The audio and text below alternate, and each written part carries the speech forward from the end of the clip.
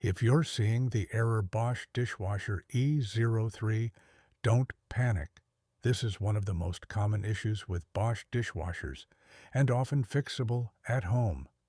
The Bosch Dishwasher E03 error code usually points to a problem with the dishwasher's heating element or temperature sensor.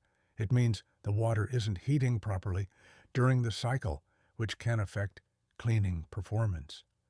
So, what causes this error? It may be a buildup of limescale on the heating element, a faulty temperature sensor, or even loose wiring inside the machine.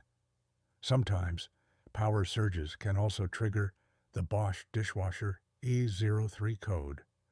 To try and fix it yourself, start by unplugging the dishwasher and inspecting the heating element for visible damage or mineral buildup.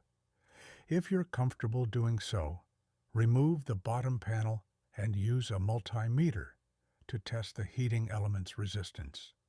Cleaning the element with vinegar or replacing a faulty sensor may solve the issue.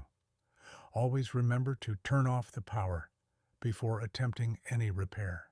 However, if the error keeps coming back, or if you're not confident opening your dishwasher, it's time to call a certified Bosch technician.